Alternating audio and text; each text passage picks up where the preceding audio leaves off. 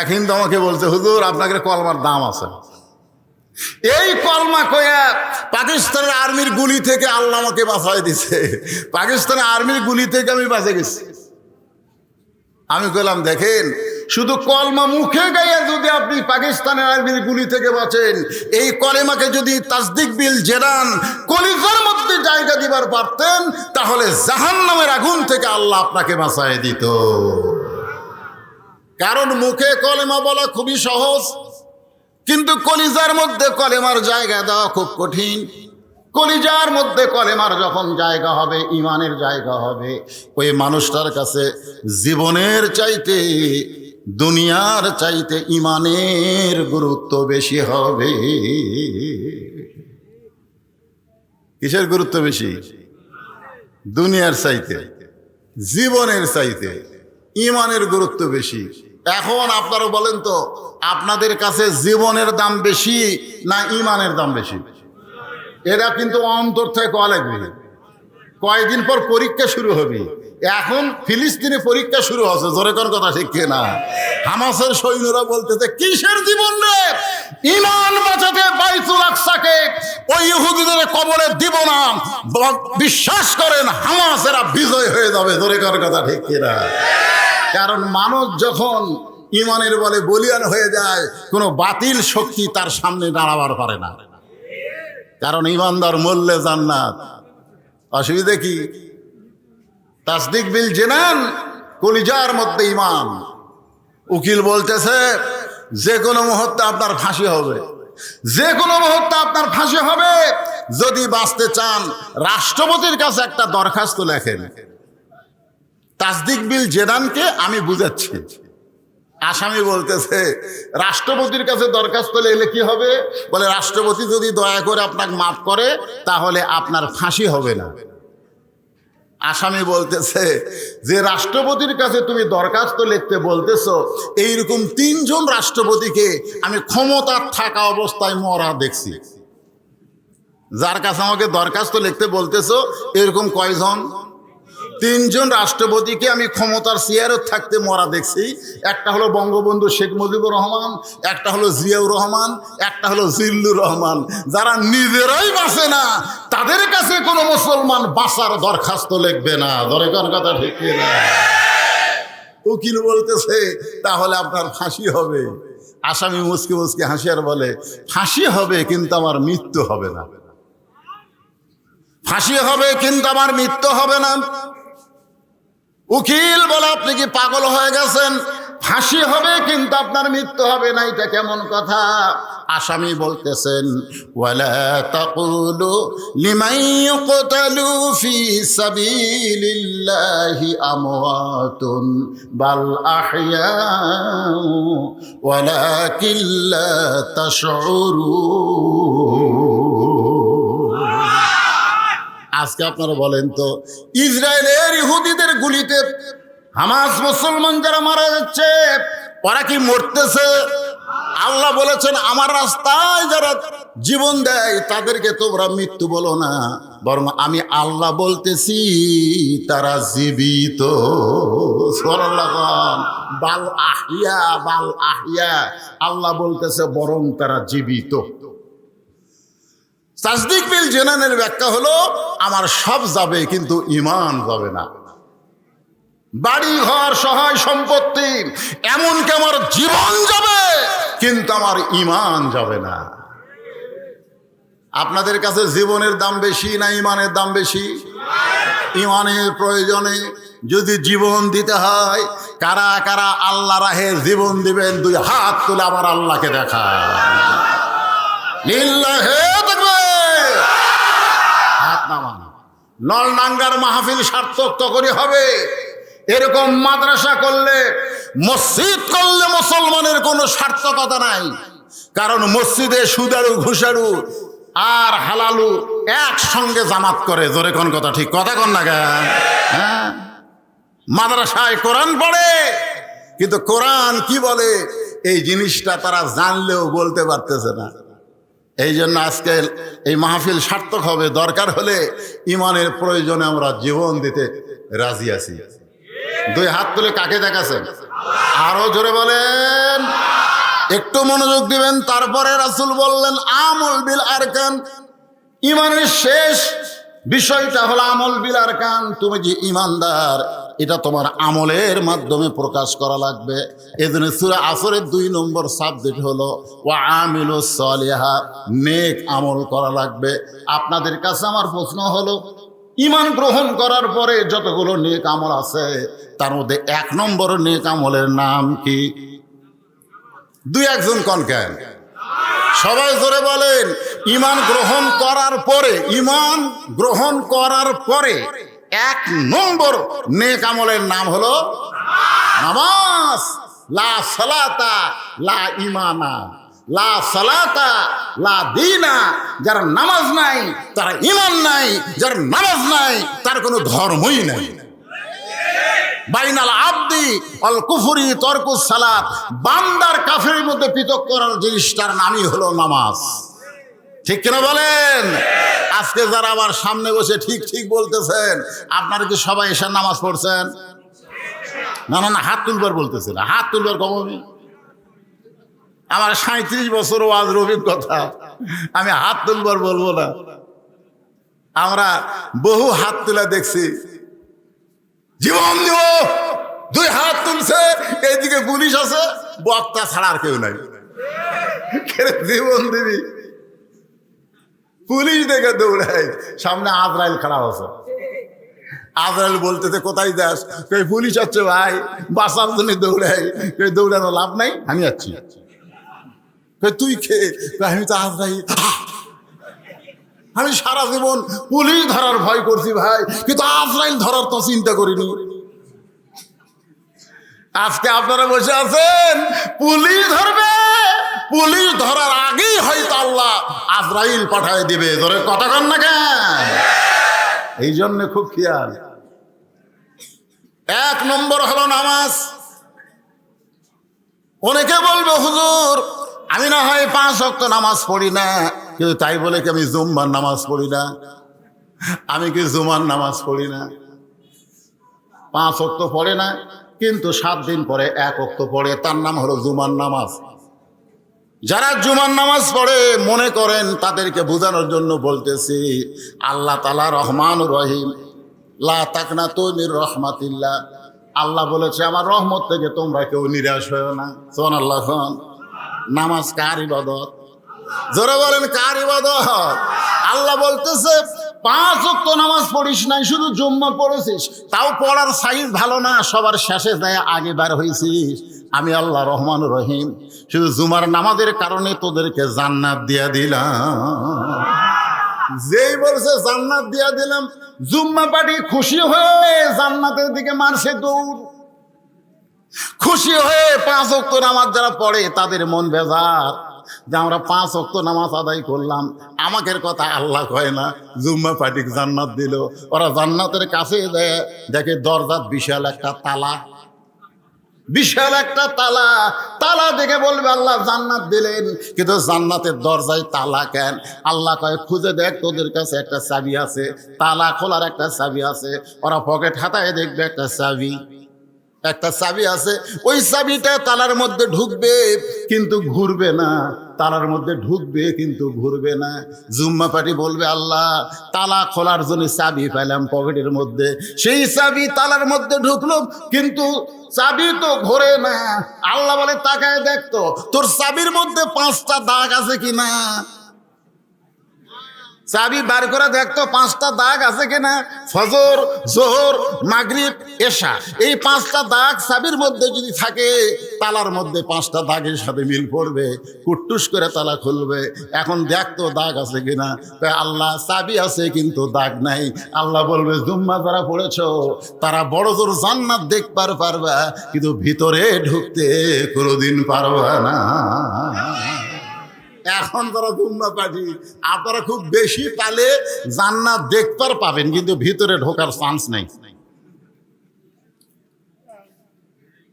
5 ওয়াক্ত নামাজ যারা পড়বে, বর্তমান সরকার মাদক মুক্ত বাংলাদেশ করতে চায়, ধর্ষণ মুক্ত বাংলাদেশ করতে চায়, চুরি মুক্ত বাংলাদেশ করতে চায়, দুর্নীতি মুক্ত বাংলাদেশ করতে চায়। বহু আইন করেছে, কিন্তু সে আইন যা কিছুই হয় না। সমস্ত অন্যায় অপকর্ম থেকে যদি আমরা বাঁচতে চাই, আল্লাহ কোরআন শরীফের মধ্যে বলে দিলেন, ইন্নাস সালাতা তানহানিল ফাহশাই ওয়াল মুনকার, একমাত্র নামাজই পারে মুমিনকে যাবতীয় অশ্লীলতা পাপাচার থেকে বাঁচায়া দিতে। নামাজ, জোরে বলেন নাম কি? এই নামাজ সম্পর্কে বহু ওয়াজ আছে, আমি ওয়াজ করব। পুরুষের জন্য 1 নম্বর হলো নামাজ। আর পর্দার অন্তরালে বসে যারা ওয়াজ শুনতেছে, আমার মা বোনেরা, তাদের জন্য 1 নম্বর কিন্তু নামাজ না, মা বোনদের জন্য 1 নম্বর হলো পর্দা। জোরে কর নাম কি? কথা কয় না কেরে? ওঠা বসা করেন কেন? 2-1 জন ওঠা বসা করেন কেন? কি বৃষ্টি বৃষ্টি আছে? ও প্রকৃতি, আসলেই তাই। পেশাব, এই যে আরেকজন মুরব্বী উঠছে।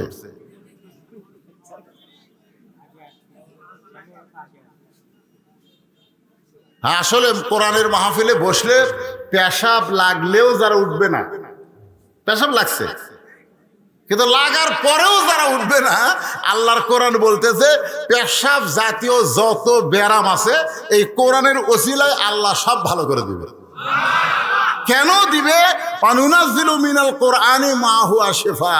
আল্লাহ বলেছে আমি কোরআনকে নাজিল করেছি মুমিনদের যাবতীয় রোগের শিফা হিসাবে। সুবহানাল্লাহ। সামান্য পেশাব লাগবে, আর আপনি আজকে গুরুত্বপূর্ণ সূরা আসরের আলোচনা, ওয়ামিলুস সলিহার মধ্যে পুরুষের জন্য 1 নম্বর হলো নামাজ। ধরে বলেন পুরুষের জন্য 1 নম্বর কি? আর নারীদের জন্য 1 নম্বর কিন্তু নামাজ না। আমার মা বোনেরা যারা পর্দার অন্তরালে আছে, আমি তাদেরকে বলবো নারীদের জন্য 1 নম্বর হলো পর্দা। ধরে কর নাম কি? পর্দা 1 নম্বর। নারীদের পর্দা যদি না থাকে, যত ইবাদত করুক একটা ইবাদতও কবুল হবে না। নামাজ পড়বার গেলেও সব ঢাকা নামাজ পড়া লাগে। ধরে কোন কথা ঠিক কিনা? ঘরের মধ্যেও যদি একটা মেয়ে একা একা নামাজ পড়ে, কেউ নাই, তারপরেও সব কিছু ঢাকিয়া ঢুকে তাকে নামাজ পড়তে হয়। তাহলে নামাজ আগে না পর্দা আগে? জোরে বলেন পর্দা। আমার মা বোনেরা যারা পর্দার অন্তরালে বসে আছেন, তাদের জন্য কিছু ওয়াজ না করলে ওরা আবার মনে মনে কষ্ট পাবে যে হুজুর কি এক সূরা আসরের তাফসীর ধরলো, আমাকে ওয়াজ নাই। তো মা বোনদের নেক আমলের পর্দার উপর একটু ওয়াজ করি। কি বিরক্ত হচ্ছেন? কতগুলো মেয়ে মানুষ রাসূলের মেয়ে ফাতেমার সঙ্গে দেখা করবে। রাসূলের মেয়ে ফাতেমার সঙ্গে কতগুলো মেয়ে মানুষ দেখা করবে। মেয়ে মানুষের সঙ্গে দেখা করবে, খুব খেয়াল করবেন। কিন্তু দরজা বন্ধ, বাড়ির দরজাটা কি বন্ধ। মেয়েরা চিন্তা করতেছে আমরা ফাতেমার কাছে যাব, যে ফাতেমা সম্পর্কে বলা হয়েছে সাইয়্যিদাতুন নিসাই আহলিল জান্নাহ, ফাতেমা তো জোহরা, জান্নাতি নারীদের নেত্রী হবে ফাতেমা, যার ডিগ্রি হলো জোহরা। ধরে কোন সুবহানাল্লাহ। সেই ফাতেমার কাছে যাবে, কিন্তু দরজা বন্ধ। এখন দরজা বন্ধ হলে কেমনে ফাতেমার কাছে যায়? এমন সময় দেখে সামনে একটা বাচ্চা দৌড়াদৌড়ি করতেছে। সামনে একটা বাচ্চা দৌড়াদৌড়ি করে, মেয়েদের মধ্যে একজন ডাক দিছে, ও বাবা তুমি একটু আমাদের কাছে আসো তো। বাচ্চা খেলাধুলা বাদ দিয়ে যখন চলে আসে, জিজ্ঞাসা করছে তোমার নাম কি? ওই ছোট্ট বাচ্চা বলতেছে আমার নাম হলো হোসাইন ইবনে আলী। আমার নাম কি? হোসাইন ইবনে আলী। আগে থেকেই বাপের নামই মানুষ পরিচয় হয়। আমি যখন প্রথম বিয়ে করলাম, তাই বলে মনে করেননি যে আবার করছি, তা না। 91 সাল, কত সাল? 91 সালে কাজী সাহেব আমাকে বলল যে আপনার বাপের নাম কি? তো বললাম আমার বাপের নাম এই। আমার বিয়ে হয়ে গেল। বাড়িতে আসার পরে মা জিজ্ঞাসা করলো, কে বাবা বিয়ে পড়ানোর সময় কি হলো? আমি কইলাম খালি বাপের নাম শুনলো, কাগজে লিখলো। তো মা বলতেছে আমার নাম কয়নি। আমি না মা আপনার নাম শোনেনি। মা ঘরের মধ্যে সেই কান্দ। আমি মাকে বললাম আপনি কান্দেন কেন? এই তোর বাপ তোর জন্য কি করছে? তোর জন্য তোর বাপ কি করছে? যা করছে আমি। বাবা আনন্দে মাতিয়ে সাগরে ভাসাইয়া সেই যে চইলা যায় ফিরে আসে না। মাজন ধরিয়া উদরে কতই কষ্ট করে, 10 মাস পরে পায় প্রসবের বেদনা। এমন দরদি ভাবে কেউ হবে না তোমার মা। আর আমার নাম তোর বিয়ে দেয়নি না মা, খালি আব্বার নাম। কিন্তু ভাই 2014 সালে আমার জামাই যখন আমার মেয়ে বিয়ে করতেছে, তখন কাজী সাহেব বলতেছে আপনার বাপের নাম কি, আপনার মায়ের নাম কি? আমি চিন্তা করলাম যে 91 সালে খালি বাপ দিয়ে বিয়ে হলো, আর 14 সালে বাপও লাগলো মাও লাগলো, ব্যাপার কি? কারণ আগেকার সরকার তারা বাপের গুরুত্ব দিছে, মায়ের গুরুত্ব দেয়নি। আর বর্তমান সরকার মা আর বাপ দুটারই গুরুত্ব দিছে। জোরে কর কথা ঠিক কিনা? এখন বলেন সরকার কামটা ভালো করছে না খারাপ করছে? 360টা মসজিদ বানাছে, মডেল মসজিদ। যখন রাস্তার কাছে দেখা যায় হাইরে রে কি বানাছে রে, জোরে কর কথা ঠিক কিনা? কয়জন? 560টা মসজিদ বানাছে। পৃথিবীর কোন রাষ্ট্রপতি কোন প্রধানমন্ত্রী এতগুলো মসজিদ বানায়নি যেটা বানাছে আমাদের বাংলাদেশের প্রধানমন্ত্রী। কামটা ভালো না খারাপ? কথা কর না কেন? ভালো যেগুলো করছে সেগুলো ভালো বলা লাগবে। দু একটা খারাপের কথা বললেই এখন সাইড থেকে বলবি হুজুর যতই কোক রে ওই দলে।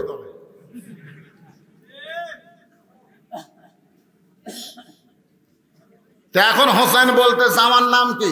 হোসাইন ইবনে কি আলী। ধরে কোন হোসাইন ইবনে। মেয়েরা বিশ্বাস করেছে এইটাই হলো ফাতেমার সন্তান, কারণ ফাতেমা হলো আলীর বউ আর ছেলেটা হলো আলীর সন্তান। বলতেছে বাবা আমরা তোমার মায়ের সঙ্গে দেখা করব, তুমি যদি তোমার মায়ের সঙ্গে দেখা করার একটু ব্যবস্থা করতে পারো। ছোট্ট হোসাইন বলতেছে আপনাদের কোনো টেনশন নাই, আপনারা একটু ধৈর্য ধরেন।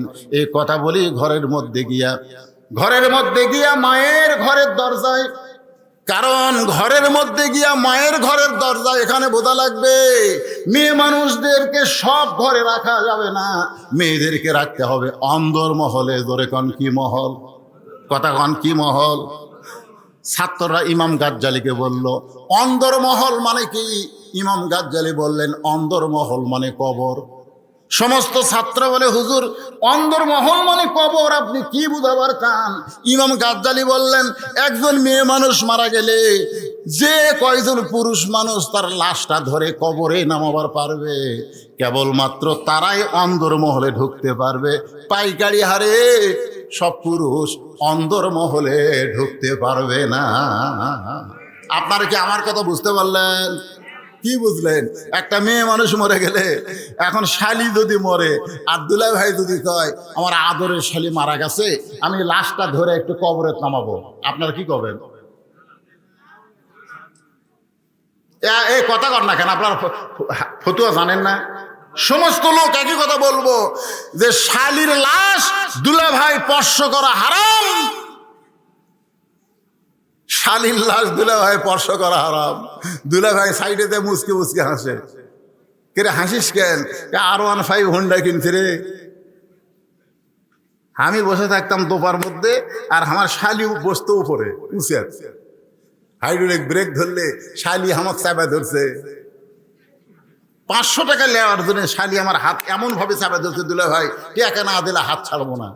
জেতা থাকতে যে শালিকে লাড়াছাড়া করলাম, আর মরার পরে হাত দেওয়াই চলবি না। তখন সবাই বলতেছে এই দেশের নাম হলো বাংলাদেশ, এই দেশে জীবিত অবস্থায় মেয়েরা পর্দা না করলেও মরার পরে করে। তোর এখন কথা ঠিক কিনা? এই দেশের নাম কি? জীবিত অবস্থায় পর্দা না করলেও মরার পরে করে। এখন হোসাইন মা যে ঘরে অন্দরমহলে সেই ঘরের দরজায়, ঘর টপকায়া মায়ের ঘরের দরজায় যে ঘরটা টপকায়া গেছে, ওই ঘরের মধ্যে হযরত আলী আল্লাহর কোরআন তেলাওয়াত করতেছে। ইন্নামাল মুমিনুনা আল্লাযীনা ইযা যুকিরাল্লাহু ওয়াজিলাত قلوبهم وإذا تليت عليهم آياته زادتهم إيمانا وعلى ربهم يتوكلون আপনারা বলেন তো সবচাইতে দামি জিকিরের নাম কি? এই সবচাইতে দামি জিকিরের নাম কি? আফজালুল জিকির তেলাওয়াতুল কোরআন। সবচাইতে দামি ইবাদত হযরত আলী করতেছে, কিন্তু এমন সময় হোসাইন যখন মায়ের ঘরের দরজায় কোরআন তেলাওয়াত বাদ দিয়ে বলতেছে, এই হোসাইন থাম থাম, বেড়ায় খেলাধুলা করতেছিলি, ঘরের মধ্যে দৌড়ে সেই মায়ের ঘরের দরজা থাম। তার মানে বোঝা গেল আপনি যত বড় ইবাদতকারী হন না, মেয়েরা কি করতেছে আপনাকে খেয়াল করার দরকার আছে না নাই? জোরে কোন আছে না? হযরত আলী কি পড়তেছে? কোরআন পড়তে পড়তে ব্যাটারি থামায় দিছে। তার মানে আপনারা বুঝে নেবেন, আপনি যতই নামাজি হন, আপনি যতই হাজি হন, আপনার ছেলে কি করতেছে, আপনার মেয়ে কি করতেছে, এইটা বাবা হিসাবে, অভিভাবক হিসাবে আপনার দেখার দরকার আছে না নাই? জোরে কোন আছে না নাই? দেখেন তো আপনার ছেলে কি করতেছে। সরকার বলেছে 22 বছরের আগে ছেলেদের বিয়ে করা যাবে না, আর 19 বছর থেকে প্রেম করতেছে। জোরে কোন কথা ঠিক কিনা? বাল্য বিয়ে হারাম, বাল্য প্রেম কি? আপনার মেয়ে 18 বছর আগে বিয়ে দেওয়া যাবে না।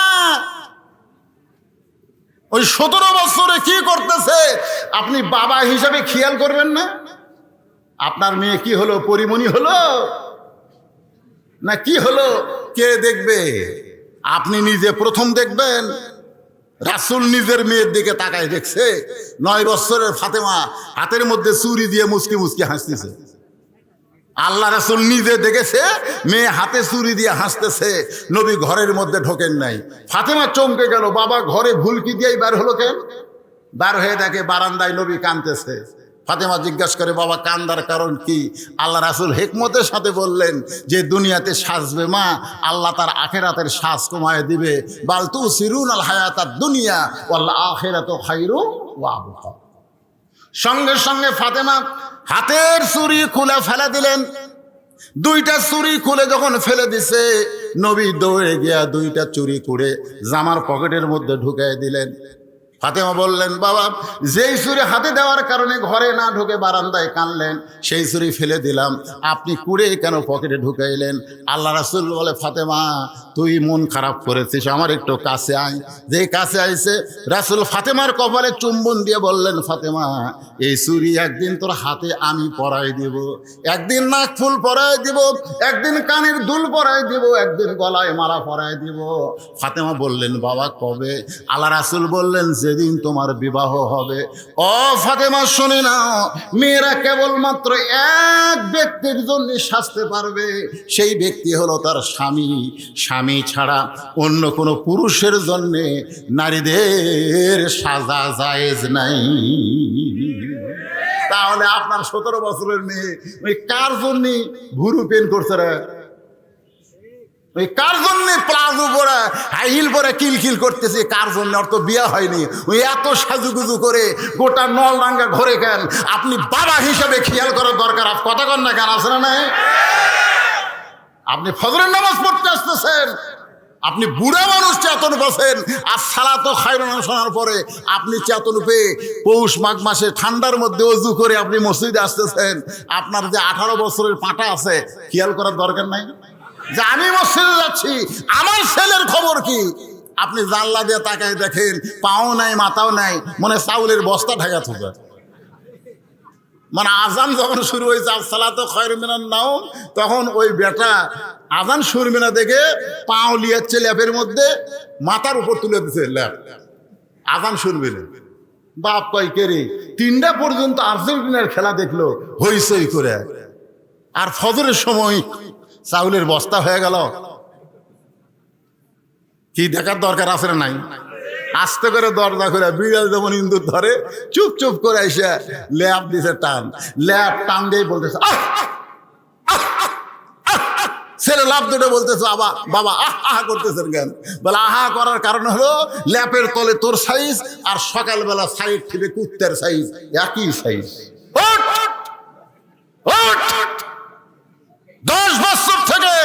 জোর করে ঘাড় ধরে পিঠে নামাজ ধরাতে হবে, ধরে কোন কেনা 18 বছর ওঠ।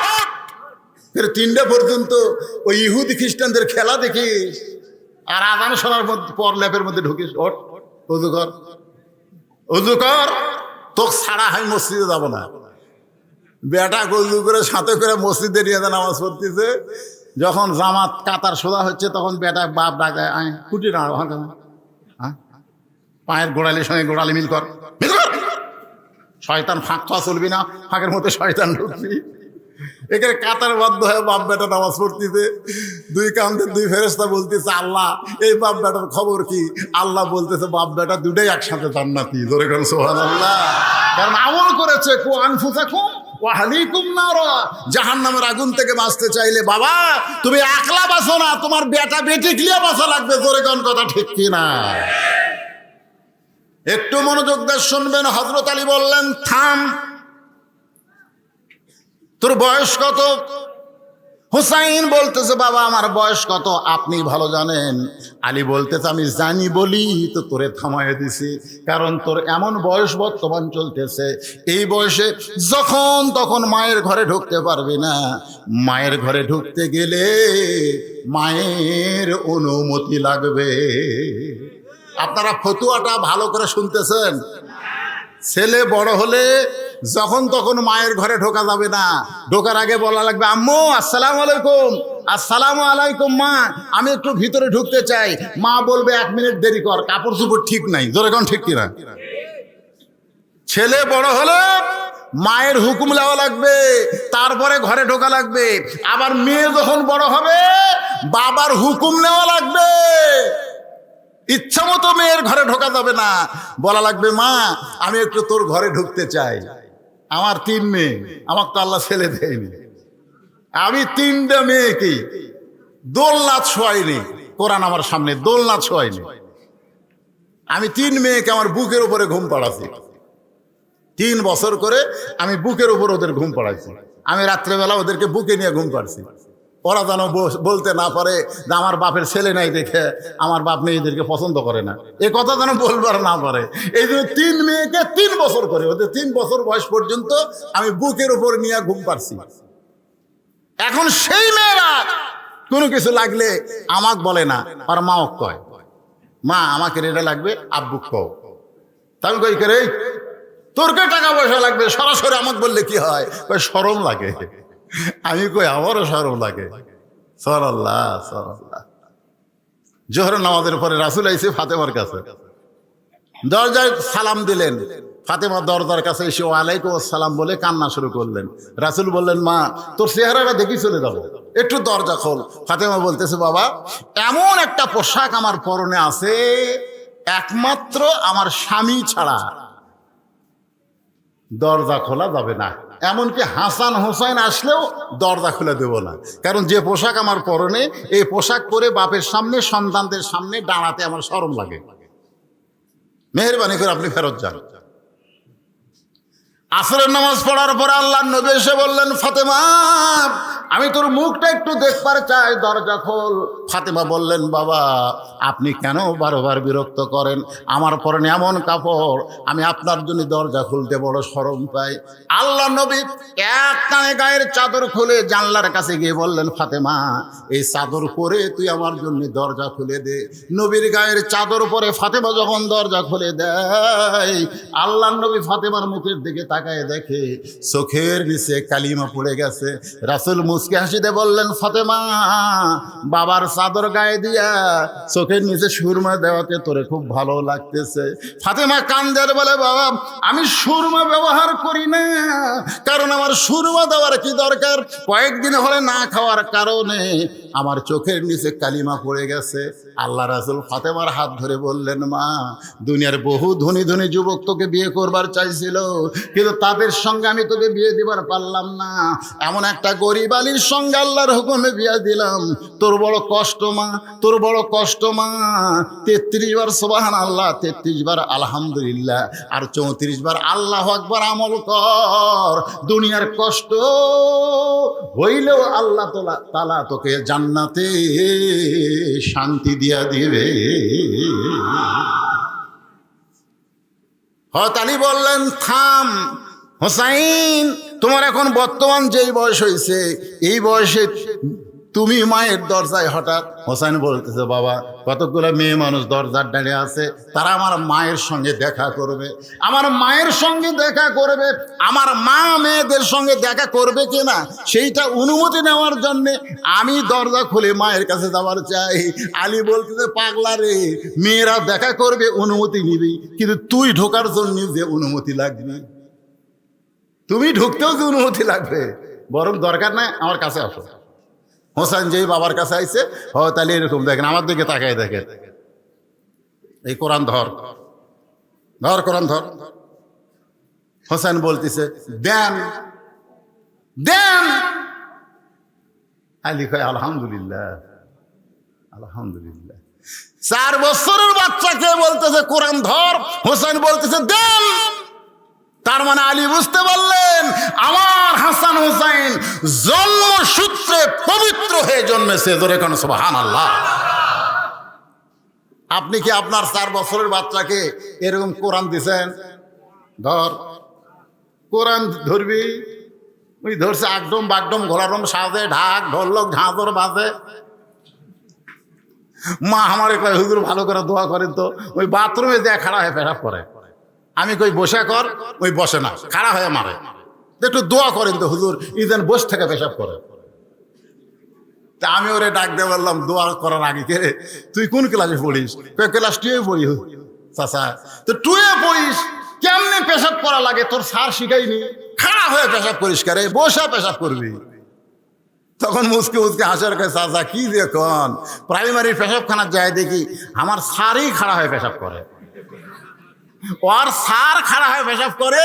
আর সেই স্কুলে আপনার কলিজার টুকরা মাসুম বাচ্চাকে আপনি দিছেন, আর ওর শিক্ষা মিথ্যা দিয়ে শুরু, একদম বাগডম ঘোড়াডম সাজে, ঢাক ঢোলক ঝাগর বাজে, বাঁচতে বাঁচতে চললো ঢুলি, ঢুলি গেল কমলা ফুলি, কমলা ফুলির টিয়াটা, সূর্য মামার বিয়াটা।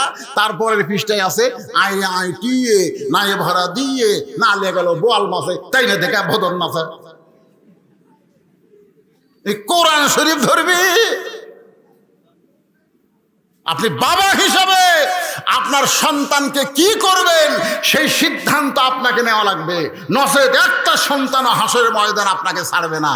আল্লাহ কোরআনে বলেছেন, ওয়াকালাল্লাযীনা কাফারু রাব্বানা আরিনাল্লাযাইনি আদাল্লানা মিনাল জিন্নি ওয়াল ইনসি নাজআলহুমা তাহতা আকদামিনা লিয়াকুনা মিনাল আসফালিন। প্রত্যেকটা বাচ্চারা বলবে, আল্লাহ আমি আলেম হবার চাইছিলাম, হাফেজ হবার চাইছিলাম, কিন্তু আমার বাবা হাফেজি মাদ্রাসা বাদ দিয়ে প্রাইমারি ভর্তি করে দিয়ে আমাকে শয়তান বানাছে, এখানে আমার কোনো দোষ নাই।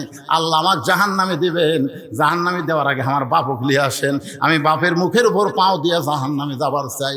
যে বাবা মাদ্রাসা থাকতে, হাফেজি মাদ্রাসা থাকতে আমাকে প্রাইমারিতে ভর্তি করে শয়তান বানালো, আমি সেই বাবাকে ছাড় দেব না। আল্লাহর বান্দারা, আপনি প্রাইমারি কেন, হাই স্কুল কেন, ইঞ্জিনিয়ার কেন, ব্যারিস্টার কেন, সবই পড়েন, কিন্তু আপনার মাসুম বাচ্চাকে, বেগুনা বাচ্চাকে আপনি আকদম বাগডম না দিয়া আল্লাহর কোরআন হাতে তুলে দেওয়ার চেষ্টা করে। সুবহানাল্লাহ, 2-1 করলেন কেন? এই ছোট বাচ্চাদের হাতে আল্লাহর কোরআন তুলে দিতে রাজি কারা কারা? 2 হাত তোলে, আল্লাহকে হাত দেখান তো দেখি কারা কারা রাজি। 2 হাত তোলেন ভাই, আপনি তোলেন। লিল্লাহে তাকবীর। এইটা যদি বর্তমান সরকারের কাছে খবর যায় যে বদলছি সবগুলো মানুষকে কোরআনের মাদ্রাসায় বাচ্চা দেওয়ার জন্য হাত তুলে নিছে। করোনা যখন শুরু হলো বুঝলেন, তখন তো হাফেজি মাদ্রাসা খোলা, প্রাইমারি বন্ধ। 37 জন প্রাইমারির বাচ্চা আমার মাদ্রাসাত ভর্তি হলো। ওর বাপ করক, আমি বললাম, কে বাবা কি খবর? হুজুর লেখাপড়ার নাই, প্রাইমারি বন্ধ, খালি দুষ্টামি করে, তা আপনার মাদ্রাসাত ভর্তি করে দিলাম। এভাবে কয়দিন হলো? 37 জন। আমি মসজিদে ছাত্র নিয়ে দোয়া করলাম, আল্লাহ আর 10টা বছর করোনা থাক, আল্লাহ আর 10টা বছর করোনা থাকলে সব প্রাইমারিতে ইন্দুর বিলাই ঢুকবি আর মাদ্রাসা বাচ্চা দিয়ে ভরে যাবি। এখন কথা ঠিক না? আমি এক মেয়েটাকে বলেছিলাম, কে ভাই ছোট বাচ্চা তো হাফেজি মাদ্রাসাতে পড়ে, আবার ছোট বাচ্চা প্রাইমারিতে পড়ে, করোনার ভয়ে প্রাইমারি বন্ধ করে দিলে হাফেজি মাদ্রাসা বন্ধ হয় না কেন? বলে হাফেজি মাদ্রাসা হলো পাক আর প্রাইমারি হলো নাপাক, আর করোনা নাপাকদেরকে বেশি ধরে, এই জন্য হাত ধোয়ার কথা আছে না? নাই ধরে আছে না? আজকে সেই প্রাইমারির জন্য কোনো টেনশন নেই, কোনো টেনশন নাই। আমার এলাকায় দেখলাম একতলা প্রাইমারি ভেঙ্গে এখন 3 তলা করে দিচ্ছে। হেডমাস্টার খালি মোচর তাও দেয়, মাস গেলে 50,000 টাকা বেতন পায়। আর এই কোরআনের মাদ্রাসা মসজিদের উপরে একতলার উপর আর একতলা করতেছে, খালি ছায়া আছে। আল্লাহ, ফেরেশতাকে আল্লাহ, এটা কোন দেশ? যে দেশে শয়তানি শিক্ষার জন্য সরকার টাকা দিয়ে বিল্ডিং বানিয়ে দেয়, আর তোমার কোরআনের শিক্ষার জন্য ছায়া ছায়া ছায়া ছায়া ভিক্ষে করে করে করা লাগে। এই দেশের নাম কি? আল্লাহ। মানে বাংলাদেশ নিয়ে আল্লাহ বর্তমান বিপদে আছে, বোঝেন না? আসলেই তো তাই দেখাচ্ছে, দেখতেছেন না হুজুর এই মার্কেট এটা আমার, ওই সাইডে আমার মার্কেট, ওটা আমার বড় ভাই, এই সাইডে যা দেখতেছেন আমার চাচার, পিছন থেকে আমার বাপের। তো সবই যদি তর্কে হয় আল্লাহর, আল্লাহটা দেখবার গেলে 2 মিনিট হাঁটা লাগবে। মসজিদের সামনে যায় বলতে হুজুর এখানেও আল্লাহর কিছু ছিল না। আমার চাচা দয়া করে আল্লাহ 10 শতক দান করছে, আমার চাচা দয়া করে আল্লাহ 10 শতক দান করছে, আর আমরা টাকা দিয়ে আল্লাহ ঘর বানা দিছি। ফেরেশতাকে আল্লাহ এটা কোন দেয়? যে দেশে তোমার কিছুই নেই, ওরা জায়গা দান করে সেখানে টাকা দিয়ে ঘর বানা দেয়। আল্লাহ কয় ওই দেশের নামই বাংলাদেশ রে, ওই দেশে আমি আল্লাহর চাইতে গরিব কেউ নাই, আমি আল্লাহর কোরআনের চাইতে গরিব শিক্ষার একটাও নাই। তোর এখন কথা কন না, কথা কন না। অথচ মুসলমানের বাচ্চা হয়ে কোন শিক্ষা করার আগে আল্লাহর কোরআন শিক্ষা করা দরকার। আর রহমান আল্লামাল কোরআন খলাকাল ইনসান আল্লামাহুল বায়ান। জোরে কোন সুবহানাল্লাহ।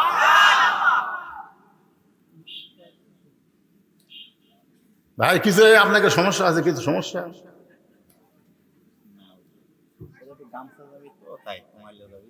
ও তো আলা যাবি, তো আলার টাকা দিয়ে বিল্ডিং করবি? শোনেন, আমি এমন একটা বক্তা, হাতত কোনো ঘড়ি থুই না, যতক্ষণ শ্রোতার আছে আমি ততক্ষণ ওয়াজ করি। আপনারা জানেন না? তখন আমি কোনোদিন ঘড়ি ধরে ঘন্টা মেরে ওয়াজ করি? আরে আগে 2টা 3টা করতাম, আর আজকে একটাই ওয়াজ। আপনারা বসে থাকবেন, আমি সূরা আসরের তাফসীর শেষ করবো।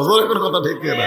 ও আমিলু সালেহার উপর কেবল ওয়াজ হচ্ছে, এরপরে অতাওয়া সাবিল হকত একটা গরম মার হবে, বুঝলেন? গরম মার, থানা কাছে, থানা কি ধরো, থানা কি আমার কাছে, তারপরে অতাওয়া সাবিল হক, মামুনুল হক, আজিজুল হক। যেরকম কথা ঠিক না? মামুনুল হক বউলিয়া ধরা পড়ছে, সাংবাদিক বলে তোর কাবিন আছে, আর শাহরুখ খান সমান তালে পেটে খেলে বাচ্চা দিচ্ছে। 2.5 বছর পর সেটা প্রকাশ হচ্ছে। লুচ্চা সাকিব ধরা পড়ে না, অথচ আলেম ধরা পড়ে হক হওয়ার কারণে। যেরকম কথা ঠিক অতাওয়া সাবিল হকের ওয়াজ শুনবেন না আপনারা? সেই মারু। কিন্তু ইনাদের মধ্যে একটা শঙ্কা কাজ করতেছে, যদি মাগরিবের পরে যেরকম ঝরঝর করে আসছিল সেভাবে আবার যদি আসে, তখন তো আর হুজুরের এই ওয়াজ চলবি না, সব সিনা সিনা দৌড় মারবি। এই জন্যই ভাইজান, আল্লাহর এই কোরআনকে, আল্লাহর এই নবীর ঘর মাদ্রাসাকে মহব্বত কারা কারা করেন? 2 হাত তুলে আল্লাহকে দেখান তো দেখি, দেখি 2 হাত তুলে আল্লাহকে। আল্লাহ দেখেন, আল্লাহ তোমার কোরআনকে, তোমার কোরআনের মাদ্রাসাকে ভালোবাসে। হাত নামান, হাত নামান। এখন আপনাদের কাছে ব্যাগ যাবে, রুমাল যাবে, ওই ব্যাগ রুমাল গেলে কারা কারা 1টা টাকাও দিবেন না? হাত তোলেন। 1 টাকাও দিবেন না? হুজুর আমি 1টা টাকা দেবো না। হুজুর কারা কারা টাকা দিবেন? যা পারেন তাই দিবেন। হাত তোলেন, 2 হাত তোলেন দেখি কারা কারা।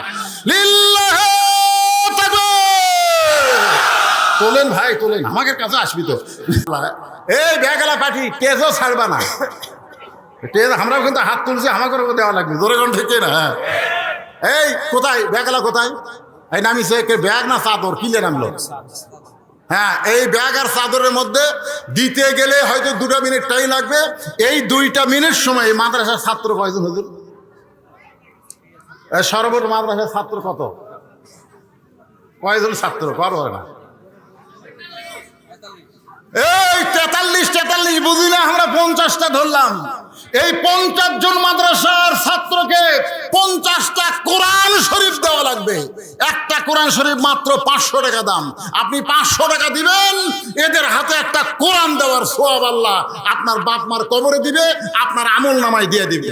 যাদের বাপ মা কবরে গেছে, কোরআন শরীফ বাবদ 500 টাকা দেন, একটা কোরআন দানের সওয়াব পাবেন। কোন আল্লাহর পাগল সর্বপ্রথম এই মাদ্রাসার বাচ্চাদের হাতে একটা কোরআন শরীফ বাবদ 500 টাকা দান করবে? আপনারা গামছা দেন। কে ওই যে হাত তুলছে? আসেন বাবা, আসেন আসেন আসেন আসেন, দৌড় আসেন। আমি মাত্র 50 জন কাছে, 50টা হাজার হাজার লোকের মধ্যে 50 জন পাগলকে আমি বলতেছি, টাকা পয়সা কিছু না বাজান, টাকা পয়সা কিছু না, যে কোনো সময় মৃত্যু হবে। আজকের এই দানটা আপনার জান্নাতের ব্যাংকে আল্লাহ অ্যাকাউন্ট খুলে দেবে আল্লাহ। সর্বপ্রথম তোমার একজন বান্দা কোরআন শরীফ বাবদ 50-500 টাকা দান করেছে, আল্লাহ কবুল করেন। আরো 2টা কোরআন বাবদ 500, 3টা হয়ে গেল, আর একটা 500 পাওয়া গেল। আপনারা সন্তান হাতে কোরআন দেবেন, যারা বিয়ে করেননি তারাও পর্যন্ত হাত তুলেছেন। জোরে কোনো কথা ঠিক কিনা? আমিও হাত তুলছি, আমার তো কোনো ছেলেই নাই, আমার 3টা মেয়ে, 2টার বিয়ে হয়ে গেছে, আর 3 নম্বর ছোটটা বর্তমান তানজিমুল উম্মাহ হাফেজি মাদ্রাসায় কোরআন হেফজ করতেছে। আমার ছেলে নাই, কিন্তু আমি মেয়ে দিয়া সেই হক আদায় করতেছি। ধরে কোন সুবহানাল্লাহ।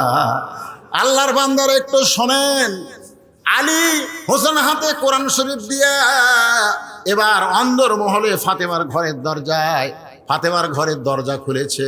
আপনারা বলেন তো, বাবা মেয়ের ঘরে ঢুকতে গেলে অনুমতি লাগবে, ছেলে মায়ের ঘরে ঢুকতে অনুমতি লাগবে, কিন্তু স্বামী যদি বইয়ের ঘরে ঢোকে, আপনার বলেন তো কোনো অনুমতি লাগবে? এ কথা কোনো অনুমতি লাগবে? আমি তোমার স্বামী ঘরে ঢুকবার চাই, অনুমতি দাও। বউ কবি আর কি মারতিছে, তুমি ঘরের মধ্যে ঢুকবে। হুন্না লিবাসুল্লাকুম ওয়া আনতুম লিবাসুল্লাহুন্না। আল্লাহ কোরআনে বলেছেন, স্বামী হলো বিবির পোশাক, বিবি হলো স্বামীর পোশাক। দরকার হলে এক কম্বলের তলে 2 জন থাকবে, কোনো সমস্যা আছে? হযরত আলী সালাম দিয়া ঘরের দরজা খুলছে, নিজে যেই মাত্র দরজা খুলেছে, আমার মা বোনের যারা পর্দায় আছেন একটু মনোযোগ দিয়ে শোনেন। তাকায় দেখে ফাতেমা বাম হাতে জাঁতা ঘুরাইতেছে। এই ভালো করে খেয়াল করেন, বাম হাতে জাঁতা ঘুরাইতেছে আর ডান হাতে আল্লাহর কোরআন তেলাওয়াত করতেছে। বাম হাতে জাঁতা ঘুরাই আর ডান হাতে আল্লাহর কোরআন তেলাওয়াত করতেছে। এই দৃশ্য দেখার পরে হযরত আলীর চোখ দিয়ে পানি পড়তেছে, মনটা এত খুশি। আল্লাহ, আমার ভাঙ্গা ঘরে খাট নাই, পালং নাই, আমার ভাঙ্গা ঘরে টিভি নাই, ফ্রিজ নাই, কিন্তু আমার ভাঙ্গা ঘরে এমন একটা বউ আছে, যেই বউটা আমার ভাঙ্গা ঘর আল্লাহর জান্নাত বানায়া দিছে। বাম হাতে জাতা ঘুরাইয়া জব থেকে ঘুম থেকে আটা করতেছে, আর ডান হাতে আল্লাহর কোরআন তেলাওয়াত করতেছে। সঙ্গে সঙ্গে হযরত আলী কোরআন থেকে জবান ফসকে, ভিতরে যার যা আছে তাই বাড়াবে না, জবান ফসকে বের হয়ে গেছে।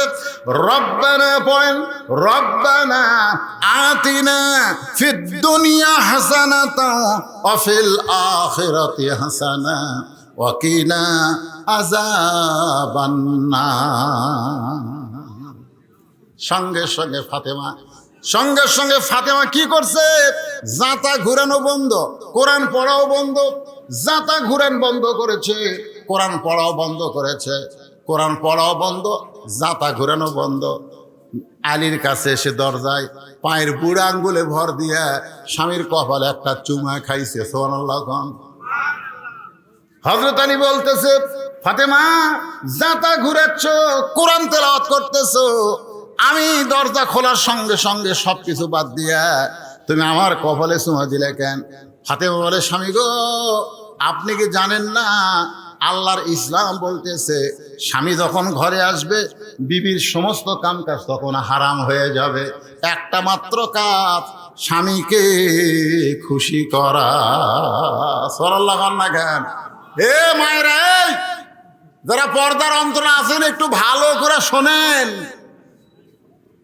ফাতেমা বলতেছে, স্বামী যখন ঘরে আসবে তখন বইয়ের সমস্ত কাজকাম বন্ধ, সমস্ত কাজকাম বন্ধ করে একটা মাত্র কাম করা লাগবে। সেই কাজটা হলো স্বামীকে খুশি করা। কাকে খুশি করা? আর আমরা বাড়ির যেতে ভয় করি। আমরা বাইরে থাকি, আরামে থাকি, যখনই বাড়ির যাই তখন চিন্তা করি, না জানি কি যুদ্ধ শুরু হয়। এখন কথা ঠিক না? ডাকতেছে আদর করে, বইয়ের নাম হলো রহিমা। রহিমা কথা কয় না। ওগো কলিজার টুকরা রহিমা, কথা কয় না। আমার ময়না পাখি সোনার টিয়া রহিমা, কি এত ডাকেন কেন? আমার কাম নাই? আল্লাহর ইসলাম বলতেছে, স্বামী যদি ডাকে তুমি নফল নামাজের মধ্যে থাকলেও নামাজ বাদ দিয়ে স্বামীর ডাকে উত্তর দেওয়া লাগবে। তুমি যদি নফল নামাজের মধ্যেও থাকো, স্বামী ডাকলে নামাজ বাদ দেয় স্বামীর ডাকের উত্তর দেওয়া লাগবে। শুধু ফরজ ইবাদত যখন করবা তখন স্বামী ডাকলে উত্তর দেওয়া যাবে না। আল্লাহ রাসূল বলেছেন, আল্লাহর পরে কাউকে যদি সেজদা দেওয়ার হুকুম থাকতো তাহলে প্রত্যেকটা বউকে বলতাম স্বামীর কদমে সেজদা করো। এখন কথা ঠিক? কিন্তু আল্লাহ ছাড়া কাউকে সেজদা করার হুকুম নাই। এই কথার দ্বারা আল্লাহ রাসূল বুঝাইলেন, মেয়ে মানুষের কাছে এক নম্বর দামি, আল্লাহর পরই হলো তার স্বামী। আপনারা ঠিক কর, এরা যে পর্দার অন্তর থাকে খেপে যাচ্ছে নাকি? মায়েরা গায়িকারে খালি হামাকের বিরুদ্ধে ওয়াজ করতেছে। মা আপনাদের বিরুদ্ধে না, একটু মনোযোগ দিয়ে শোনেন। সঙ্গে সঙ্গে হযরত আলী ফাতেমার কপালে চুমু দিলেন। এই যে দুইটা ভুরু আছে, এই দুই ভুরুর মাঝখানে একটা চুমু দিলেন। আল্লাহ রাসূল বলেছেন, স্বামী যখন বইয়ের ভুরুর মাঝখানে চুমা দিবে, এই চুমা দেওয়ার সঙ্গে সঙ্গে একটা উমরা হজের সওয়াব আল্লাহ দিয়ে দিবে। সুবহানাল্লাহ, জোরে কন না কেন? উমরা করার জন্য সব পাগলা হয়ে গেছে। উমরা করার জন্য পাগলা। রে পাগলা, 1.5 লাখ টাকা খরচ করে উমরা করছো, আল্লাহ কবুল করতেও পারে নাও পারে, খালি বইয়ের কপালে চুমা দিলি উমরা রে। দিছেন সত্যি করে গন্ধ। যারা প্রেমিক প্রেমিকা এরা দিছে, এরা বিয়ে করেনি, ওরা মারতিছে। কিন্তু যারা বিয়ে করছে এরা চুমা দেয়নি। আজকে শুনে নেন, বাড়িতে যাওয়ার পরে বউ যখন দরজা খুলবে সাথে সাথে কপালে একটা চুমা দিবেন। মায়েরা কেবল বলতেছে, যাক হুজুর এইবার আসল ওয়াজ করলো। কিন্তু অনেক মায়েরা বলতেছে, না রে, ওয়াজ তো করলো কিন্তু আমার স্বামী যে বিড়ি খায়, ওই কপালে চুমা দেবার গেলে ওর মুখের গন্ধে তো আমার বমি হবে। জোরে কোন কথা ঠিক কিনা?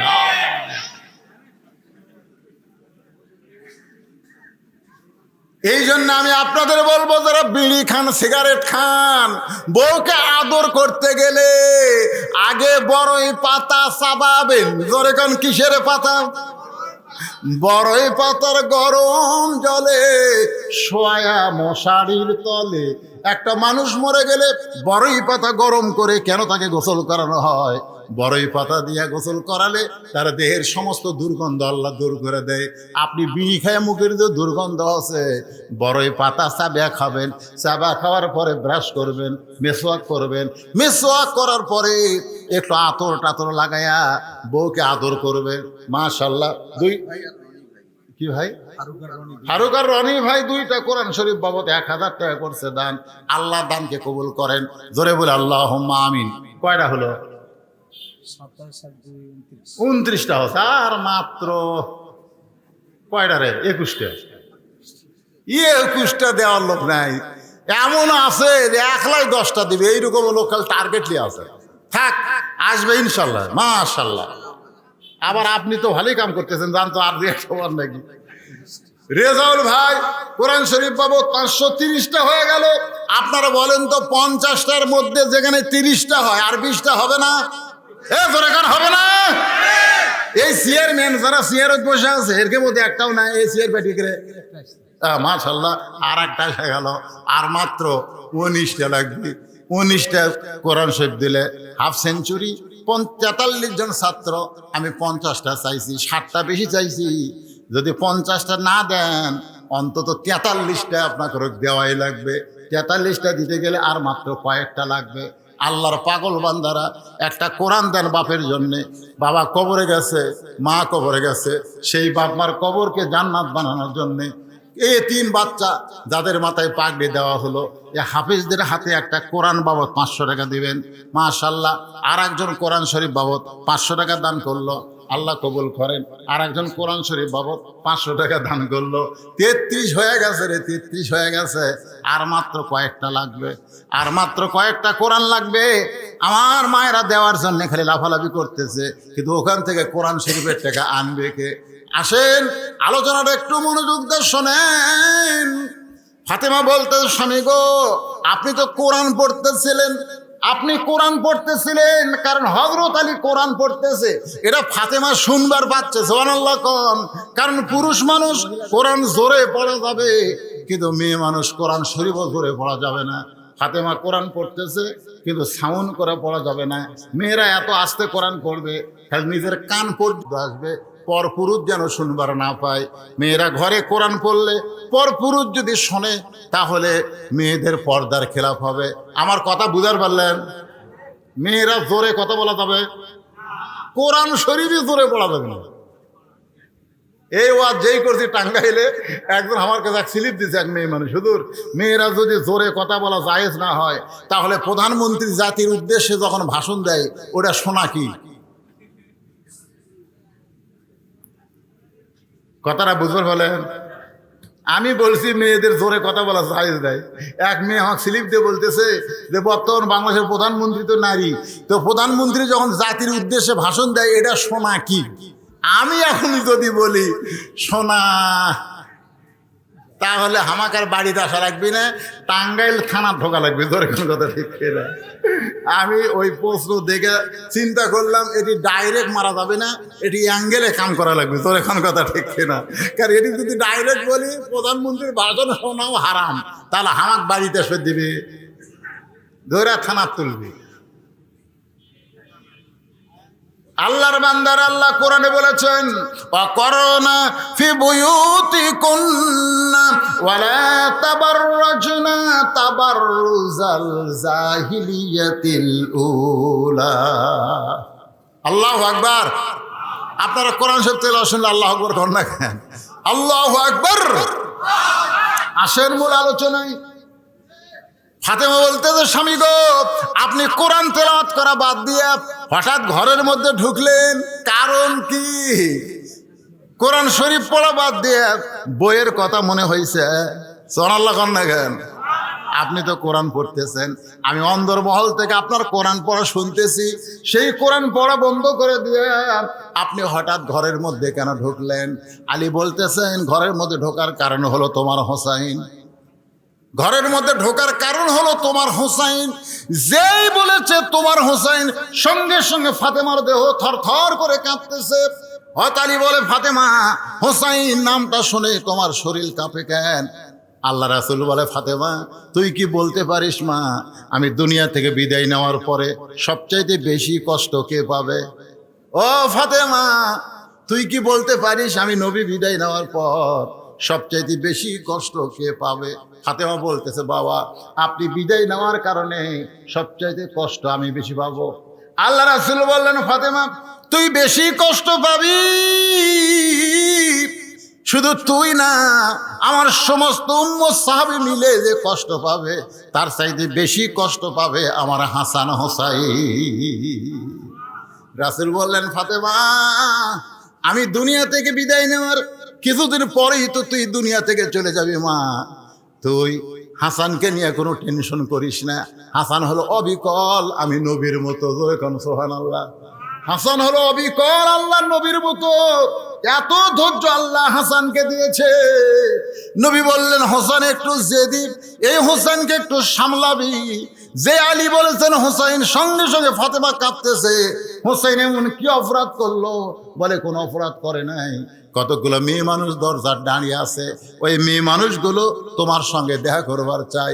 হোসাইন দৌড়ে এসে দরজা খোলে, তোমার কাছ থেকে দরজা খোলার অনুমতি নিবে, কিন্তু আমি হোসাইনকে আটকায় দিয়ে, হোসেনের হাতে কোরআন শরীফ দিয়ে এখন আমি নিজে তোমার ঘরের মধ্যে ঢুকেছি।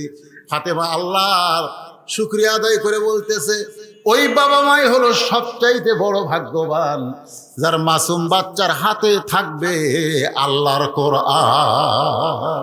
দরকার না সুবহানাল্লাহ। ফাতেমা বলতেছে, ওই বাবা মা হলো সবচাইতে বড় ভাগ্যবান, যার মাসুম বাচ্চার হাতে থাকবে আল্লাহর কোরআন। আলী বলতেছে, ফাতেমা দরজার মেয়েরা তোমার সঙ্গে দেখা করবে, মেয়েরা তোমার সঙ্গে দেখা করবে, এখন তুমি অনুমতি দাও। দরজা কি আমি খুলে আর অনুমতি হুকুম দিব নাকি? মেয়েরা তোমার সঙ্গে দেখা করবে, তুমি কি দরজা খুলে তার সঙ্গে দেখা করবা? ফাতেমা মুচকি মুচকি হাসের বলে, স্বামী গো, মেয়েদের সঙ্গে দেখা করতে আমার কোনো আপত্তি নাই, কিন্তু আপনাকে কষ্ট করে পর্দার ব্যবস্থা করা লাগবে। মেয়েদের সঙ্গে আমার দেখা করতে কোনো আপত্তি, জোরে কোনো আপত্তি, কিন্তু আপনাকে কষ্ট করে পর্দার ব্যবস্থা করা লাগবে। হযরত আলী মুচকি মুচকি হাসের বলে, ফাতেমা মেয়েরা মেয়ের সঙ্গে দেখা করতে পর্দা লাগে না। ফাতেমা বলতেছে, আপনি জ্ঞানের সম্রাট হবার পারেন, কিন্তু পর্দা বেশি আমার চাইতে আপনি কম জানেন। আপনি জ্ঞানের সম্রাট, আলী কিন্তু জ্ঞানের সম্রাট। ধরে গেল কিসের সম্রাট? বীরের সম্রাট। বীরের সম্রাট, জ্ঞানের সম্রাট, সব দিক দিয়ে আলী হচ্ছেন গোল্ডেন এ প্লাস। সন্তান দুইটা, জান্নাতি যুবকদের সর্দার, বউ একটা, জান্নাতি নারীদের নেত্রী। আসাদুল্লাহিল গালিব, বিশাল ডিগ্রি, কাররামাল্লাহু ওয়াজহু। যে দিকে যাবেন আলীকে আল্লাহ গোল্ডেন এ প্লাস দান করেছে। সুবহানাল্লাহ কোন? ফাতেমা বলে, স্বামী গো, আপনি হলেন জ্ঞানের সম্রাট, আপনি বেশি জানেন, কিন্তু পর্দা বেশি আমার চাইতে আপনি কম জানেন। আলী বলতে, ফাতেমা তাহলে পর্দা বিষয়ে তুই আমার চাইতে কি বেশি জানো? আমার মায়ের একটু মনোযোগ দিয়ে শোনেন। ফাতেমা বলে, স্বামী গো, যে কয়টা মেয়ে দরজায় দাঁড়িয়ে আছে আপনি কি তাদের চেনেন? মারাত্মক প্রশ্ন করছে, কিন্তু আপনার প্রশ্নটা খেয়াল করেননি। ফাতেমা হযরত আলীকে বলতেছে, যে কয়টা মেয়ে দরজায় দাঁড়িয়ে আছে আপনি কি তাদের চেনেন? আপনারা বলেন তো, এই প্রশ্নের মধ্যে মান নাই? আমি ধরা গেছি একদিন, আমার বউকে বলতেছে, আমার চাচাতো ভাই বিয়ে করছে, আমার চাচাতো ভাই, আপন চাচার ছেলে, চাচাতো ভাই বিয়ে করছে, বউটা খুব সুন্দরী। আর বউকে বলতেছি, বউটা ভালোই সুন্দরী। আমার বউ বলতেছে, আপনি কবে থেকে লুচ্চা হলেন? আমি কইলাম, এখানে লুচ্চার কি? বলে, একজন আলেম মানুষ, আপনার চাচাতো ভাইয়ের বউ সুন্দরী, আপনি দেখলেন কেমনে?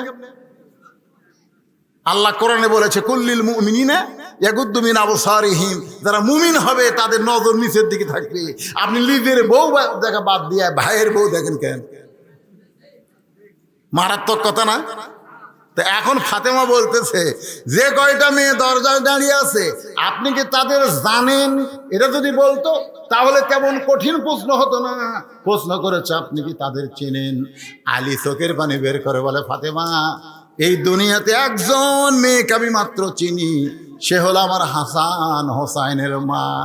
ফাতেমা বলে, তাহলে যে কয়টা মেয়ে আমার সঙ্গে দেখা করবে তাদের মধ্যে একজন যদি বেপরদা নারী থাকে, মনে করেন সব মেয়েরা, যে কয়টা মেয়ে আছে দরজা, ফাতেমার সাথে দেখা করে সবাই পর্দা নিছে, কিন্তু একটা যদি বেপরদা থাকে, কয়টা?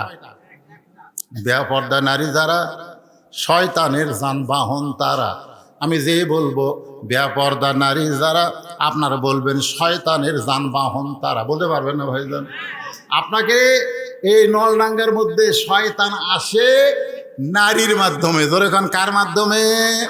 জান্নাতে শয়তান ঢুকছে কার মাধ্যমে? নারীর মাধ্যমে। বেপরদা, ওই গাছের দিকে যাওয়ার কি দরকার? পর্দা হলো ওই গাছ ছাড়িয়ে থাকা লাগবে, আর বেপরদা হলো গাছের দিকে তাকার লাগবে। কথাটা বুঝলেন না? তো এখন বেপরদা নারী যারা শয়তানের যানবাহন তারা। ফাতেমা বলে, স্বামী গো, যে কয়টা মেয়ে আমার সঙ্গে দেখা করবার চাই তাদের মধ্যে একজন যদি বেপরদা নারী থাকে, আর ওই বেপরদা নারী মানে পর পুরুষের কাছে গিয়ে যদি বলে, ফাতেমার চোখের সাইজ এইরকম, ফাতেমার নাকের সাইজ এইরকম, ফাতেমার মুখের সাইজ এরকম, ফাতেমার গায়ের রং এরকম। এই কথা যদি পর পুরুষের কাছে বলে, তাহলে আপনি বলেন আপনার বউ পর্দার মধ্যে থাকে আপনার কি লাভ হলো? কারণ মারা শোনেন, ফাতেমা একজন পর্দানিশী নারী, এমন পর্দানিশী সবসময় আল্লাহকে বলতো, আল্লাহ পর্দার মধ্যে আমার মৃত্যু দিও। রাতের অন্ধকারে ফাতেমার মৃত্যু হলো, রাতের অন্ধকারেই তাকে দাফন করা হলো। হযরত আলী দাফন করার পরে আল্লাহকে বলতেছে, আল্লাহ দুনিয়ার জীবনে কিছুই করতে পারি নাই, তোমার নবীর কলিজার টুকরা ফাতেমাকে আমি তেমন সুখ শান্তি দিবার পারি নাই, আল্লাহ ফাতেমারে কবুল করো। এই কথা বলে তাকায় দেখে সামনে কয়েকটা পুরাতন কবর। এইমাত্র ফাতেমাকে কবর দিল, সেই কবর আর নাই, খালি পুরাতন কবর দেখা যায়। আলী চিৎকার করে বলে, ফাতেমার কবর, ফাতেমার কবর। কে যেন বলতেছে, আলী ফাতেমা পর্দানিশী, আমি আল্লাহ জোহরা ডিগ্রি দিয়া ফাতেমার কবরটাকেও কিয়ামত পর্যন্ত পর্দা করে দিয়েছি। আমার মায়েরা যারা পর্দার অন্তরালে বসে আছেন, পুরুষের জন্য 1 নম্বর হলো নামাজ, আর নারীদের জন্য 1 নম্বর হলো পর্দা। ও আমিলুস সলিহার পরে 3 নম্বর বিষয় হলো ওয়াতাওয়াসাউ বিল হক। ওয়াতাওয়াসাউ বিল হক, হক কথা বলতে হবে, হক পথে চলতে হবে। হকের পথে যখন আপনি চলবেন, তখন আল্লাহ আপনাকে নানা ধরনের পরীক্ষা করবে। আল্লাহ বলেছেন, ওয়ালা নাবলুওয়ান্নাকুম বিশাইয়্যিম মিনাল খাউফি ওয়াল জু'i ওয়া নাকসিম মিনাল আমওয়ালি ওয়াল আনফুসি ওয়াস সামারাতি ওয়া বাশশিরিস সাবিরিন। হক হক বোঝেন, এটা একটা যুক্তি দিয়ে বোঝায়, এটা কোরআন হাদিস না, একটা যুক্তি, একটা যুক্তি, বোঝেন না? অনেক সময় যুক্তি দেয় না মানুষ, তো একটা যুক্তি দিচ্ছি। হাজার হাজার মানুষ এক জায়গায় বসে আছে, বসে থাকে খাওয়া দাওয়া করতেছে। কি করতেছে? খাওয়া দাওয়া করতেছে। সাইড দিয়ে একটা লোক যাচ্ছে আর বলতেছে, মানুষ নাই রে, মানুষ নাই রে। তো যারা খাওয়া দাওয়া করতেছে তারা সবাই হাসতেছে, হাসতেছে। পাগল, ওই পাগল না হলে এই কথা কয়, মানুষ নাই তো আমরা কি? অথচ কয় মানুষ নাই রে, মানুষ নাই। তখন একজনের কথাটা খুব গুরুত্বপূর্ণ, কয় কে রে, মানুষ নাই তাহলে আমি কি রে? আস্তে করে উঠে দেয়, পাগল ধরছে, ধরে বলতেছে, কে রে পাগলা, এই মানুষ নাই তো আমরা কি? মানুষ নাই তো আমরা কি? কই সবাই তো খাওয়া দাওয়া করতেছে, তুই উঠলি কেন? বলে কথাটা আমার খুব অন্তরে লাগছে, আমি তোর কাছে জানতে চাই। বলে জানবি না দেখবি? তুই মানুষ নাই এটা জানবি না দেখবি? তা আপনারা বলেন তো, জানা ভালো না দেখা ভালো? দেখা ভালো না? আজকে মানুষ নাই রে আমি যদি বলি বাংলাদেশে মানুষ নাই রে, তখন আপনারা খেপে যাবে, হুজুর মানুষ নাই দেখান তো। তাহলে কেন বলতেছে কুত্তার বাচ্চা ফুটফুটে সুন্দর? চিন্তা করে দেখে। তো এখন সাইডে যে বলতেছে দেখ, তাকায় দেখে 15-20 জন মানুষ, আর বাদ বাকি সব শিয়াল কুত্তে। মানুষই শিয়াল কুত্তের রূপে খাওয়া দাওয়া করতেছে। বলে ভাই কি দেখলাম? কয় যা দেখলি জবান বন্ধ কর, বলিস না, কালের কলিকালের জামানা, হক বলতে মানা, আসল কথা বললে তোমায় জেলে দিবে রে। সবাই বলেন, কলিকালের জামানা, হক কথা মানা, আসল কথা বললে তোমায় জেলে দিবে রে। এরপরে হক কথা বলতে হবে, ওয়াতাওয়াসাউ বিল হক, হকের দাওয়াত দেওয়া লাগবে। আমাদের হক পথে থাকতে হবে, কষ্ট হবে, বিপদ হবে, মুসিবত হবে। আল্লাহ বলেছেন এর মধ্যেও লাস্টে বলতেছে ওয়াতাওয়াসাউ বিস সবর। আয়াতের মধ্যেও বলেছেন ওয়াবাশশিরিস সাবিরিন। জোরে কোন কথা ঠিক কিনা? হক পথে থাকতে গেলে কষ্ট আসলে আপনাকে ধৈর্য ধারণের কথা বলতেছে। সূরা আসরের শেষ পয়েন্টটা একটু মনোযোগ দিয়ে শোনেন। বিয়ে হয়েছে, মেয়েটার কোনোদিন বাচ্চা হয় নাই, এবার প্রথম বাচ্চা হবে, প্রথম বাচ্চা হবে। আপনি বলেন তো, ও কি প্রসব বেদনার খবর জানে? এ জোরে কোন জানে? প্রসব বেদনা যখন শুরু হয়েছে, আমি আমার বউকে বলছি যে তোমার যখন প্রসব বেদনা শুরু হয়, বেদনাটা কিভাবে হয়? আমার বউ কয়, আপনি স্বামী হইয়া প্রসব বেদনার খবর শুনে কি করবেন? আমি কইলাম ওয়াজ করা লাগবে, ওয়াজ করা লাগবে। আমি মানুষের বউয়ের কাছে তো শুনবার পারবো না, তুই আমার বউ, আমাকে বল। আমার বউ বল, স্বামী গো, প্রসব বেদনা, বাচ্চা নিজ দিক দিয়ে প্রসব হয়, কিন্তু বেদনা ওঠে কলিজার দিকে। জোরে কর কোন দিকে? কলিজার দিকে। এসে কলিজা কেমন ভাবে খামচা দিয়া ধরে, চিৎকার করে বলে মরে যাব, বিষ খাবো, গলার দড়ি দিব, এই জীবন রাখবো না। প্রথম প্রসব বেদনায় চিৎকার করে যখন বলতেছে, দাদি নানি দৌড়ে এসে দরজা বন্ধ করে দিয়ে শোয়া দেয়। শোয়া দিয়া নরম কাপড় ঠান্ডা পানির মধ্যে চুবড়াইয়া কপালে দিয়া কয় ধৈর্য ধর, অতাসাবিস সবর, ধৈর্য ধর, ধৈর্য ধর, মাও হবি, মাও হবি। আর এই কষ্ট সহ্য করতে পারবি না, ধৈর্য ধর, মায়ের পায়ের তলে সন্তানের জান্নাত। জোরে গান সুবহানাল্লাহ। মা হবি, ধৈর্য ধর, ধৈর্য ধর। এখন দাদি নানির কথা কলিজা ছেড়ে যাচ্ছে, তারপরও দাঁতের ওপর দাঁত দিয়ে ধৈর্য ধরতেছে। এমন ধৈর্য ধরছে, কান্দন আসতেছে, চোখ দিয়ে পানি পড়তেছে, কিন্তু জবান আর খুলতেছে না, কারণ ধৈর্য ধরেছে। কিছুক্ষণ পরে করে একটা বাচ্চার সাউন্ড পাওয়া গেল। মা বেহুশ হয়ে গেছে। বাচ্চাকে গোসল করায়া ওই বাচ্চা এনে যখন মায়ের বুকের উপরে দেয়, মা কিন্তু বেহুশ হয়েছিল বাচ্চা হওয়ার সময়, কিন্তু বাচ্চাকে গোসল করে যখন মায়ের বুকে দেয়, মা হুঁশ ফিরে পায়া বাচ্চাকে জিব্বা বের করে বাচ্চার মুখে ঠেকায়। দাদি নানি তিরস্কার করে বলে, লাত্তি মার, এক লাত্তি মার। বের হওয়ার সময় তোর এত কষ্ট দিচ্ছে, তুই না গলার দড়ি দিবার চালি, বিষ খাবার চালি, আবার তাকে চুমা দিচ্ছিস কেন? মা কান্দের বলে, দাদি কষ্ট সহ্য করার পর এত বড় নিয়ামত, এত বড় শান্তি আমি আগে বুঝতে পারি নাই। আজকে বাংলাদেশে হক পথে থাকার কারণে প্রসব বেদনার মতন যারা কষ্ট পাচ্ছেন, একটু ধৈর্য ধরেন, একটু দাঁতের উপর দাঁত দিয়ে থাকেন।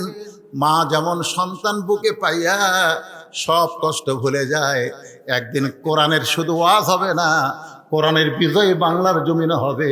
সেদিন আর আল্লাহওয়ালার কষ্ট থাকবে না। আল্লাহ তাআলা আমাদের সকলের জীবনে কবুল করুক। জোরে গান আমিন। সূরা আসরের মধ্যে 4টি বিষয় সংক্ষেপে আপনাদের সামনে আলোচনা করলাম। আল্লাহ বক্তা শ্রোতা সবাইকে আমল করার তৌফিক দান করুক। সকলে বলে আল্লাহুম্মা আমিন, আল্লাহুম্মা আমিন। দুটা হাত তুলি আল্লাহর কাছে। আল্লাহ, কত কষ্ট করে মেহনত করে আজকের জান্নাত